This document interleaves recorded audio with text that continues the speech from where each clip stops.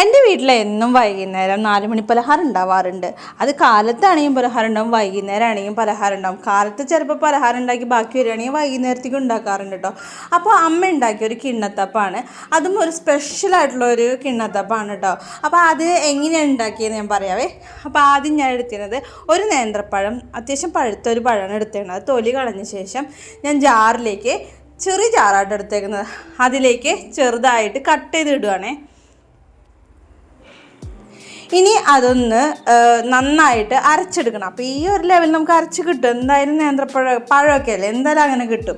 ആ സമയം കൊണ്ട് 2 കട്ട ശർക്കരയാണ് വെള്ളം ഒഴിച്ചിട്ട് ഞാനൊന്ന് പാനിയാക്കാൻ വെച്ചിട്ടുണ്ട്. ഇനി ഒരു പാത്രത്തിലേക്ക് 1 ഗ്ലാസ് ഗോതമ്പ് പൊടി, പിന്നെ 1 പിടി തേങ്ങ, പിന്നെ നേരത്തെ അരച്ച് വെച്ചാൽ നേന്ത്രപ്പഴം ഉണ്ടല്ലോ, ആ അരപ്പും കൂടി ഇടുകയാണ് കേട്ടോ. പിന്നെ ഇതിലേക്ക് ഏലക്ക പൊടിയും ഉപ്പും പിന്നെ കുറച്ച് ജീരകവും ഇടുന്നുണ്ട് കേട്ടോ.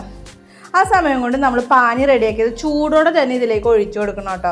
എന്നാൽ ഇത്തിരി മയം കിട്ടാൻ വേണ്ടിയിട്ടാണ്. ഇത് അരിപ്പൊടിയല്ല, ഗോതമ്പ് പൊടിയാണ്.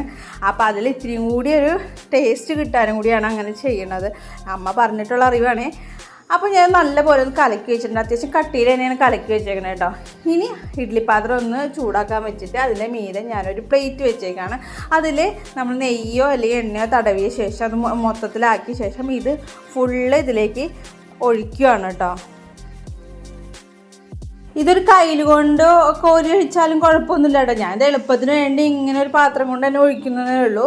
ഇതിന് ശേഷം മുകളിലൊക്കെ ഒന്ന് പരത്തി ശരിയാക്കിയ ശേഷം നമുക്കൊന്ന് അടച്ച് വയ്ക്കാം. ഒരു 25 മിനിറ്റാണ് ഇത് വേവിക്കേണ്ടത്. ഒരു 10 മിനിറ്റ് ഹൈ ഫ്ലെയിമിലും പിന്നെ ലോ ഫ്ലെയിമിലും ഇട്ട് വേവിച്ചാൽ മതി. പിന്നെ ഓരോന്നിനും വേവിന് വ്യത്യാസം ഉണ്ടാവും പാത്രത്തിൻ്റെ ഇത് വെച്ചിട്ട്. അപ്പോൾ അതനുസരിച്ച് വേവിച്ചെടുക്കാം കേട്ടോ. ഇടയ്ക്കൊന്ന് തുറന്ന് നമുക്കൊന്ന് കുത്തി നോക്കാം. അപ്പോൾ ഒട്ടനില്ലെങ്കിൽ അത് വെന്തിട്ടുണ്ട്. നേന്ത്രപ്പഴം കൊണ്ടിട്ടുള്ള ഗോതമ്പ് കിണ്ണത്തപ്പം റെഡി ആയിട്ടുണ്ട്. നല്ല ഷേപ്പിലും നല്ല ഭംഗിയിലും തന്നെ അത് കിട്ടി കേട്ടോ. നല്ല, അതായത് ഞാൻ ഒറ്റ പ്രാവശ്യം ഒരു പ്ലേറ്റിലേക്ക് ആയിട്ടുള്ള ലെവലാണ് ചെയ്തത്. അപ്പോൾ ഇത്തിരി കട്ടിയിലും കൂടി ആയിട്ട് എനിക്ക് കിട്ടി കേട്ടോ. പിന്നെ നല്ല സോഫ്റ്റാണ്. അപ്പം ഞാനൊന്ന് കോൺ ടൈപ്പിൽ ഫുള്ളായിട്ട് കട്ട് ചെയ്ത് വെച്ചേക്കാണ് കേട്ടോ.